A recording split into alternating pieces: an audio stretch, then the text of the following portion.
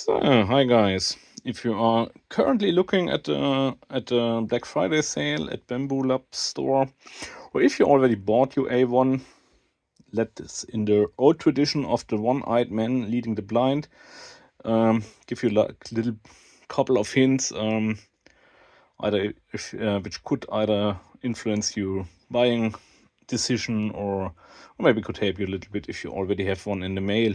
So like I got it 2 days earlier, so I paid $50 more, so you're already the wiser guy anyway. Let's go with the A1 here, Bambu Lab A1 combo. This is currently on the sale for $450, and that's really a really good price for the machine.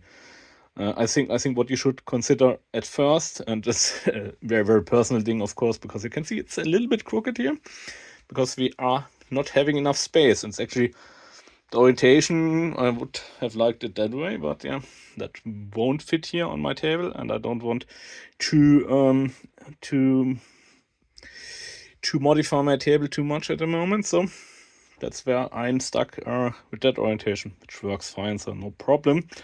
But very different than I expected. So the whole thing is like, as I have it here with the AMS on top, it's like 83 centimeters, 33 inches of height you need to have it working, and then like 20 inches to the side and to that side, or 50 centimeters either direction. So that's like the space you need for the thing to run. Like if you would only need to store it, or if you would use a single spool, no AMS, you could go a little bit deeper, but not too much, because you need to get your filament in somehow. So that's not helping too much there. Maybe 10 inches less or something, if at all. But you could probably store it like in a box of 17 by 17 by 70 inches or 50 by 50 by 50 centimeters. Without much trouble, but I don't think that's really only for storage and not for running it. So that's I think that's a very important thing, and it was like the main decision to go with the A1 for me, because I was actually looking in the A1 Mini, but with the AMS, the floor print of the A1 Mini is about the same. Like the AMS almost needs as much space as the printer. If you put them side by side, like the table here is not usable, and now I have like a little bit of workspace here. So that was the main decision to go with the A1 and not the A1 Mini. And also you have a bigger build space and compatibility to the bigger printers from the build plates and such. So I think like it's a good decision to go with the A1 instead of the A1 Mini. Like, unless it's really budgetary thing and you only want like print single color, and I think for $200 the A1 Mini is probably quite interesting as well. But I think if you want to go serious in the hobby, you're probably much better off with the A1.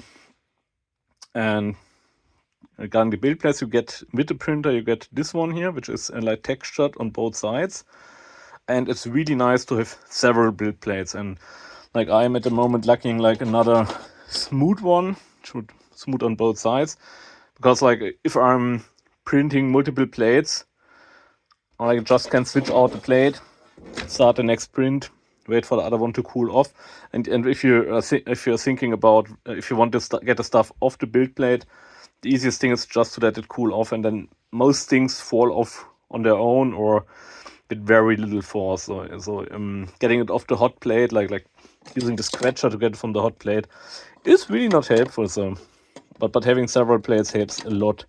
And the textured plates give you like a textured surface on the side, which it's printed on. So this was like printed that way. So then you have like some texture, and the smooth plate gives you like a smooth surface. And in some regards, like here for the box, it's probably nice to have a smooth top. Probably textured bottom could maybe help, or who knows, but wouldn't matter. It wouldn't matter there. So but I think like probably the best would be to have this one with the textured and not textured surface with the PA plate, and this one, and probably one with two smooth sides. That would be the ideal, the perfect setup. Then you can switch to the plate type you need if you want to go from a smooth to a textured one, it's no problem as I have it. But like I could switch from the textured to the textured, but if I have something smooth to print, I have some cooldown time in between, and that's a little bit annoying. So probably will get another PEA plate at some point. But I've already spent like too much money on filament already and other stuff. That's another important thing. You get quite a lot of stuff with an additional cheaper price when you're buying like filament and stuff, plates. I think that's not always the same, but like filament especially. There you get usually PLA and PETG offered. The problem with both, or you should maybe know that part if you have no 3D printing experience at all. Those are the different kinds of plastics you can use. And with this printer we can mostly use PLA, it's lactic acid. That's what I have used here for most stuff. PETG and TPU. And the problem, so to say, with PLA is that it's both temperature and UV sensitive. So if you're putting it in somewhere hot and somewhere in the sun, it will break. So if you are going, if your goal is to do stuff outside, do decorations for in front of your house, for your lawn, something like this, car parts, whatever. If this is your main goal, you have to go with PETG. But then you need like a dry box, and yeah, Bambu does not offer one, so you need like filament dryer boxes to get it dry, because that one is very sensitive to humidity. So that's also a point. Like PLA is usually can be broken to unusability by humidity. In normal circumstances, it's not a problem for most people. But if you are like in a tropical setting with a very humid climate, that's much more of an issue probably. While if you are somewhere in Arizona in the desert, you will probably have no trouble. Maybe not even with PETG. But that's something to be aware of, and you get like in the recommendation when you buy, you get both types offered. So like I bought both. And then I noticed, oh, I need a dryer, and then I had to spend a little bit more money to get a dryer box. So, but like, for my wife wants stuff for lawn and so it's not nice to have, but that's additional hassle, while PLA is just runs out of the box. I had some calibration issues here and stuff. Overall, if you are not technically inclined, it's pretty easy with this thing, but like if you are struggling with IKEA stuff, it's maybe not for you, or maybe you need somebody who can help you in your household, like a kid or something, or relative close by, because you will have some troubleshooting to do, and especially if you really dive in, it can get quite complicated. It's usually with this device, it's as easy as you get your cellular out, you search for your model which you want to have, and then you have to, here there are usually various options, like you say next, then you select the printer, select the plate, that's already pre-selected. So like here, for example, it's 2 plates, and then you have to select, like for example, this would be usually a PETG print, so yeah, probably not so good to do that with PLA, which I've loaded here, but yeah. Then you can send it to the printer and would print it with no trouble here, but yeah, it's also same thing.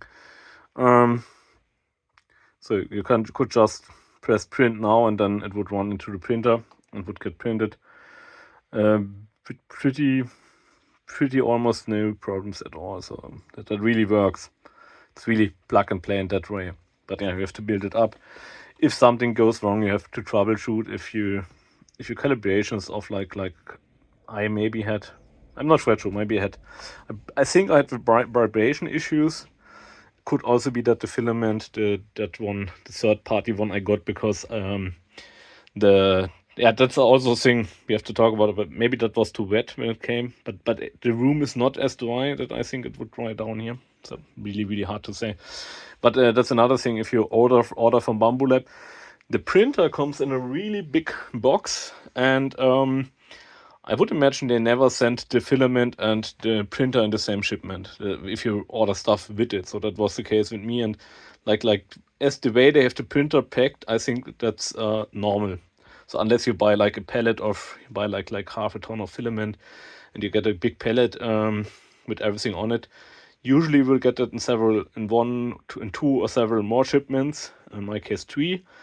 So you might end up with like 20 grams of filament they sent with it. So that was my issue. And then I went to Amazon, overnighted me that filament here, and had some troubles with that. So I think like at the start, it's maybe better to stay with one brand, and maybe probably with PLA mostly, unless you are halfway knowing what you're doing. And like I've printed for 58 hours now, and I've only printed stuff for the printer so far. So like a box for accessories here, for all the tools, like a bucket here for the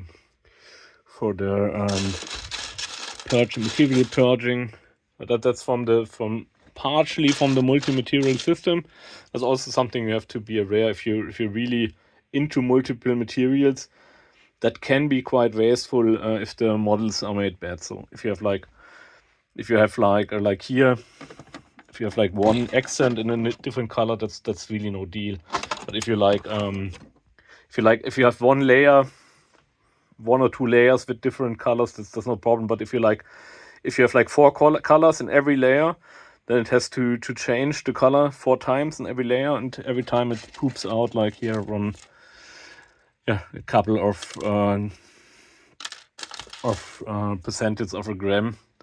So it can be for some models, if you don't look into that, you select it, and then it says like it's a really small part, and you would waste 200 grams or something.